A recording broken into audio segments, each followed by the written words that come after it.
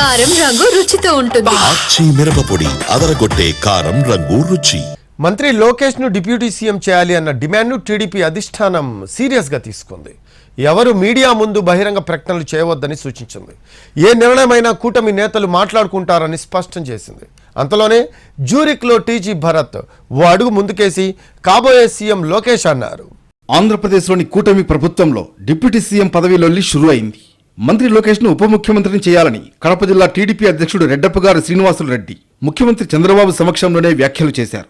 ఆ తర్వాత సర్వేపల్లి ఎమ్మెల్యే సోమిరెడ్డి చంద్రమోహన్ రెడ్డి, పిఠాపురం మాజీ ఎమ్మెల్యే వర్మ జత కలిశారు. మొదటి 2-3 రోజులు బాగానే ఉన్నా ఆ తర్వాత కూటమిలోని జనసేన నేతలు కౌంటర్లిచ్చారు. పవన్ కళ్యాణ్ ను సీఎం చేస్తే లోకేష్ ను డిప్యూటీ సీఎంగా అంగీకరిస్తామంటూ విరుచుకుపడ్డారు. జనసేన హడావుడితో టీడీపీ అధిష్టానం అలర్ట్ అయింది. ఎట్టి పరిస్థితుల్లోనూ ఇలాంటి డిమాండ్లు చేయవద్దని ఆదేశాలిచ్చింది.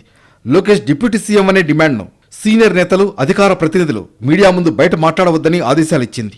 పరిస్థితి చేయి దాటుతోందని గ్రహించిన తర్వాతే టీడీపీ అధిష్టానం ఈ నిర్ణయం తీసుకుంది.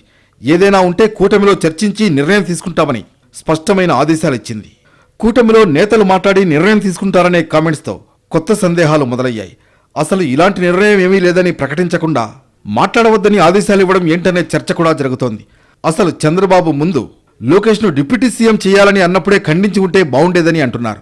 ఈ చర్చ జరగాలనే ఉద్దేశంతోనే టీడీపీ నేతలు లోకేష్ ను డిప్యూటీ సీఎం చేయాలనే డిమాండ్ చేస్తున్నారని టాక్స్ నడుస్తున్నాయి. అటు ప్రజల్లో ఇటు నేతల్లో పల్స్ తెలుసుకోవడం కోసమే ఈ వ్యాఖ్యలని కొందరి వాదన. టీడీపీ అధిష్టానం డిప్యూటీ సీఎం అంశం గురించి మాట్లాడవద్దని ఆదేశాలిచ్చిన కొంతసేపటికే మంత్రి టీజీ మరో అడుగు ముందుకేశారు. లోకేష్ ను కాబోయే ముఖ్యమంత్రి అంటూ దావోస్ పర్యటనలో వ్యాఖ్యానించారు. పర్ఫెక్ట్ బ్లెండ్ ఉంది మాకు, ఇట్లా సీనియరు ఇట్లా జూనియరు. వి హ్యావ్ అంటే లాంగ్ టర్మ్ విజన్, ఒక ఆలోచన చేస్తే ఫ్యూచర్ ఆఫ్ తెలుగుదేశం పార్టీకి ఉంది అని చెప్పేదానికి ఒక క్లారిటీ ఉందన్నమాట మా పార్టీలో. అండ్ నచ్చినా నచ్చకపోయినా ఎవరికైనా ఫ్యూచర్ ఇస్ లోకేష్ గారు. అండ్ కాబోయే ముఖ్యమంత్రి కూడా మన లోకేష్ గారు ఫ్యూచర్లో. మరి ఈ వ్యాఖ్యలు భవిష్యత్తులో కొనసాగుతాయా లేదంటే ఆగిపోతాయా అన్నది ఆసక్తికరంగా మారింది. ఇదే కంటిన్యూ అయితే జనసేన కూడా దూకుడు పెంచే అవకాశాలు లేకపోలేదు.